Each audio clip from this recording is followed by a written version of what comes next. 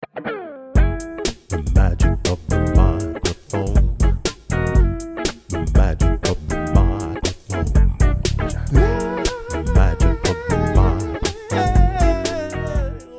microphone. EQ. What is this thing? EQ. I decided to find out for myself. And I invite you to fumble through the frequency with Dada.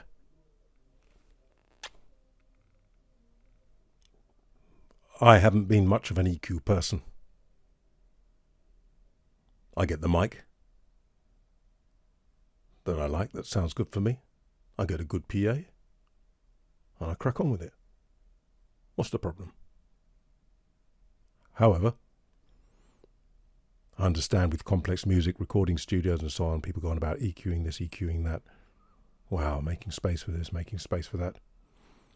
I noticed the orchestras don't do that. Well, never used to. They're musicians, innit? And they balance things themselves, but hey. And whatever the EQ was on your instrument, you could adjust it with the bow a little bit, perhaps, if you wanted a cutting sound, or various things you could do as a musician. But anyway, I thought I'd have a little look. A while ago, I got this art preamp thing. Cheap and cheerful. More cheerful than cheap. And astonishing what it's got in it, really, for the price. Seems to be a bit noisy, a bit of hiss and hum and this and that and the other. But for the purposes of fiddling about with the EQ, it's great because it's got so many options. What I've done then is taken the SV33, which is flat, pretty much, and explored a bit. Quite extreme, so you can hear what's going on. In the end, I like the SV33 flat, but depends on what system. That's through headphones and all the rest of it. So, and maybe you want a particular sound, and maybe you've got a different voice, obviously. And then I moved on to a microphone which I don't find suits me, the SM58. But I'm seeing what can I do with that? Can I make it a little bit more pleasing to me? And I think I did. So maybe I should have moved the knobs. Oh, I was going to say I should have photographed the settings. So if I come to a gig with that, I can give the sound person a start. But it depends on the PA, of course, and all the rest of it. The next mic I chose to look at was a Beyerdynamic M88, which I'm very familiar with. And have sometimes found on some systems a little bit of... So I thought I'd see if I can get rid of that to some extent. Depends on the system, of course. And finally, the Beyerdynamic V90R ribbon microphone, which is ribbons are known to be a little, not dull exactly, but certainly not accentuated in the high end. But whatever Beyerdynamic have done, the V90R is, and it's nice and enchanting, but sometimes I think, is that a bit too much? So I took the opportunity to plug that in as well and see if I could make that more to my liking, even though I like it already. Come the end of it then, I hope this has been of some use to you. I don't really know what I'm doing. That's why I said fumble. I'm simply going to work from left to right, low to high, and we'll listen to what happens. At the moment I've got the EQ bypassed. Everything is set at 0. How accurate that is, I don't know. But I'll take I'm going to activate the EQ. Now the EQ is activated. And I'm going to set the low at 40 Hertz. So that's low, low. This is a low set at 40 Hertz, and I'm going to increase the bass there, increase the bass, increase the bass, I can hear it, increase the bass. The bass is now fully up. If I bring the SV33 in, then you can hear what's going on there, particularly if I get to within about an inch. This is what happens if I remove the bass back to 0, you can hear. And now I'm going to remove the bass at 40 Hertz. It's obviously wider than 40 Hertz. Wow, quite a bit wider, I'd have thought. And that's what that sounds like. If I now put it back to 0, and I'm going to set the bass at wrong way round. This is the bass at 40 Hertz. Increase the bass at 40 Hertz. Increase the bass at 40 Hertz. And you can't hear as much difference. What a good mistake to make, eh? Because 40 Hertz is probably too low for most things. If I bring it in there, maybe even down there, even down there. 120 Hertz, be careful here because it's on full. And then down there, then down there. So 120 you can hear. I'd probably want something a bit lower than that, but not as low as 40. Whatever. That's the low back to 0. Now we're going to go to the low mid. Well, actually, excuse me for a second. On this particular device, I have a choice of where I set the low mid, and I have a choice of narrow or wide. Now, as they say in the manual, wide is probably more musical, narrow is more of a peak, so it's going to sound a bit odd. So I'm going to leave these on wide for the purposes of what we're doing. So that's the low mid. It's just set at 60 in the middle. So let's turn it up. So it's the low mid, and I'm increasing the low mid here, increasing the low mid, increasing the low mid, increasing the low mid, increasing the low mid. So you can now hear the low mid is on full. And if I take it back and take the low mid all the way out, you can hear the kind of things that go on there. Putting it back to 0.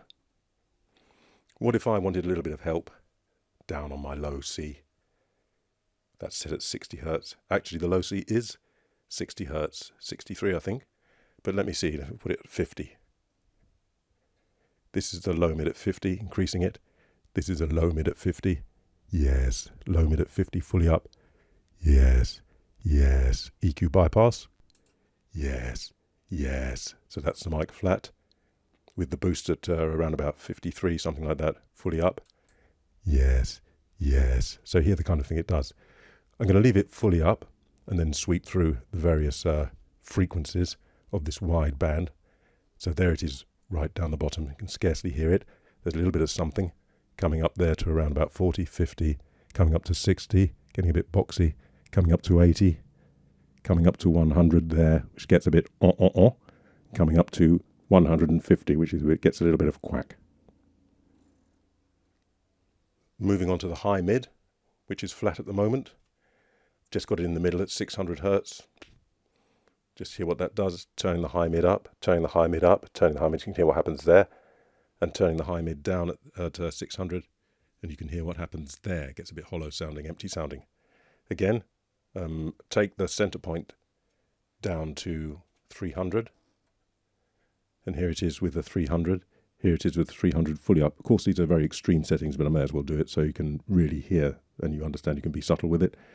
And then I'll sweep through the high mid, that's at 300, coming up now through the high mid to 400, hear a bit of a honk, coming up to 500, oh, I don't know what I'd call that, honk and box, coming up to 600, coming up to 800, quack would you call that, coming up to 1 kilohertz, coming up to 1.5 kilohertz, with a bit of noise in there we can hear as well. Back to 600 hertz, so you put everything flat again. And then finally the high, which is, oh, we've got a choice of high as well. Let me get it the right way around this time. So we've got 6 kilohertz.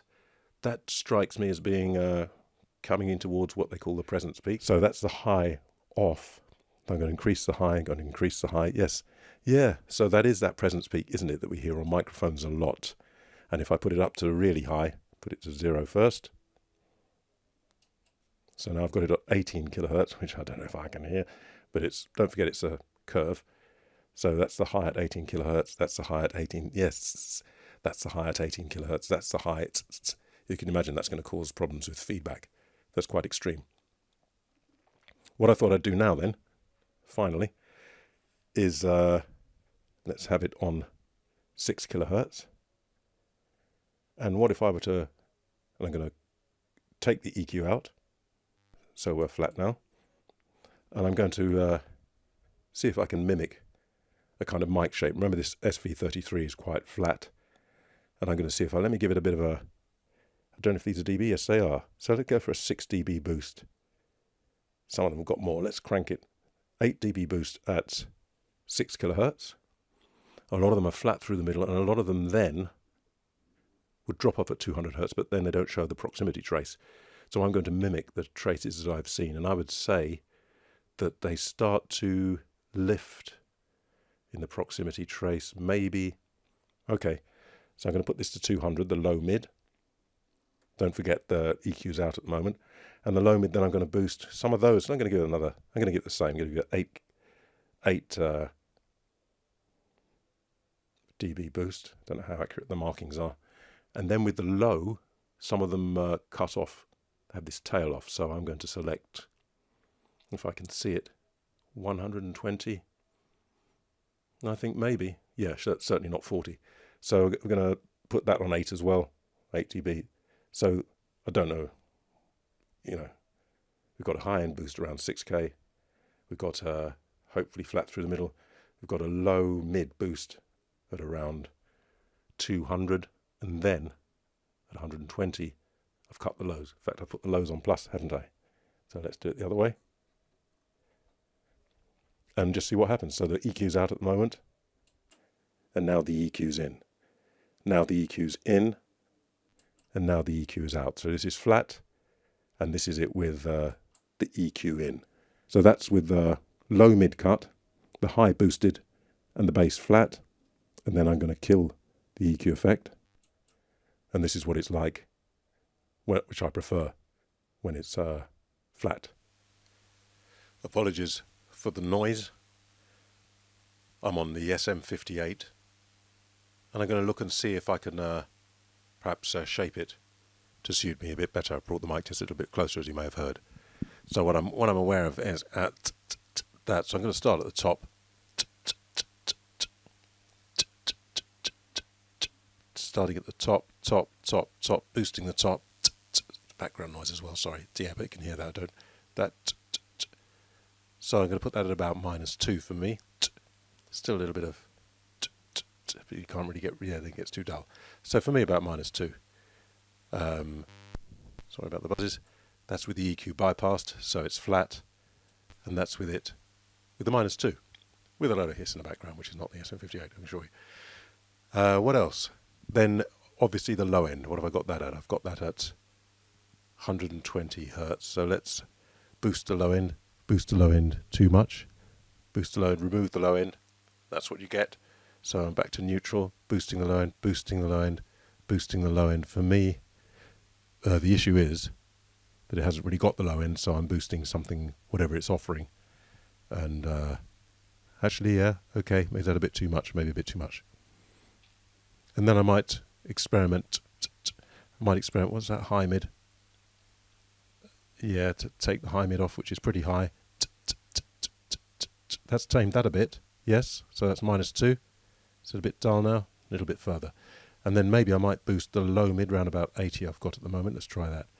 This is boosting the low mid, low mid fully up too much, taking the low mid out. You can hear it gets a bit hollow. So I put a little bit of that low mid in there.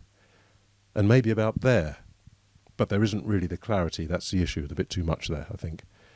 There. So I'll take the very low end down as well. So that's it. If I bypass the EQ, this is the SM58 with the EQ bypassed. This is the SM58 with the EQ bypassed. This is the SM58 EQ'd somewhat by my inexpert self, but I think I'd prefer that than the original. So that's the SM58. Moving on to the Beyerdynamic M88. Be a few pops and stuff, but there's so much noise going on anyway. What difference does it make?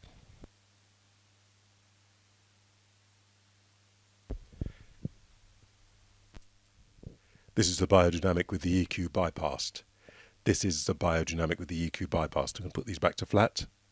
So the issue with the Beyerdynamic M88, which I've had occasionally with some PAs, listening on headphones, the top's quite accentuated, but we'll look at that in a bit. The main issue has been the low, mid, upper bass on some systems gets a bit, but I want to keep the stuff underneath it. On the desk I've been using for the PA, it's got a 200 hertz cut. The mid is sweepable, the bass and the treble aren't. So it's got a it's got a cut in the mid which you can sweep, and I put it to 200 hertz, but I suspected that's a bit too high. So on this, cheap and cheerful as it is, it's got loads of stuff going on, and I'm going to be able to get somewhere near there. So first of all, let's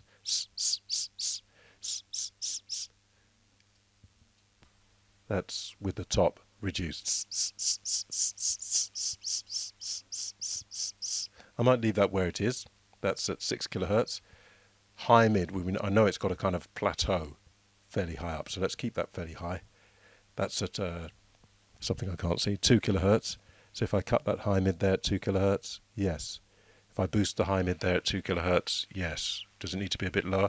I tend to boost first, and I can kind of hone in on there, and then maybe reduce that just a little bit. Don't know what you think about that. Get rid of it. This is the Beyerdynamic flat. This is the Beyerdynamic. So it leaves a little bit of the sweetness at the top exposed there. Okay, now let's get to the issue which I've had with this. Not really, only on some systems. And depends how you use it as well. I'm bringing it in closer here. So I'm looking around about, what did I say, about 200 hertz. Let's put that there. And then I'm going to boost that, I'm going to boost that. Now doing that, that sounds not what I hear through the PA. So I'm going to leave it boosted. And I'm going to see if I can remember, if I get to somewhere where I feel that that's where it's, yeah, I feel around about there is where it can get a bit muddy on my voice, particularly if I'm close in. That's 80 hertz. So let me then put that to 0 and then reduce it somewhat. So that's about 2 dB down. Is that too much? Bit less than 2 dB down. And if I boost the low end a little to keep that in there, what have I got? I've got that. What do I think about that? Dunno. Sounds all right to me. Let's get rid of it. What do I think about it when it's gone? Well, it sounds, when it's back in, sounds a little bit artificial maybe, but that's only quite gentle. So, dunno. Let's just stick to what I had in mind and just boost that upper bass somewhat. Get rid of the EQ. There it is without the EQ. And there it is with the EQ. Well, the jury's out on that one. We'll leave well alone. I'm going to move over to another microphone then. This is now the EQ's out. I'm going to move over to another microphone which I've had some interest in, and that's I like the Beyerdynamic ribbons. But I've found them, surprisingly, ribbons are meant to be dull, but I've found them, the top is lovely, but sometimes it's a bit too much. So I'm going to go over to it and I'm going to have to turn things up because the ribbon's got a low output, so we're going to get even more noise.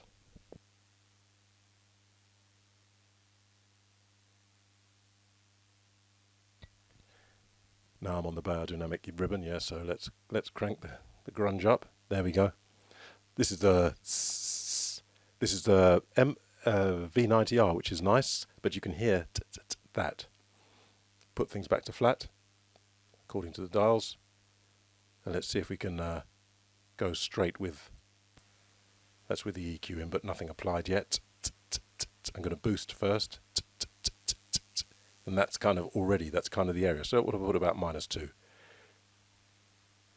This is the V90R. Yeah, that's quite nice, isn't it? It's smoothed it a little bit. The top is very,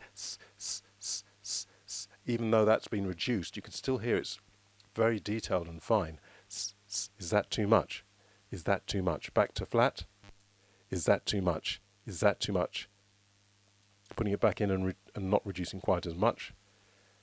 What about that? What about that? What about that? Is that too much? Is that too much? EQ bypassing now. Is that too much? Is that too much? So I don't know. On some systems, or bear in mind I'm listening on headphones and probably so are you, so that top end is going to be there.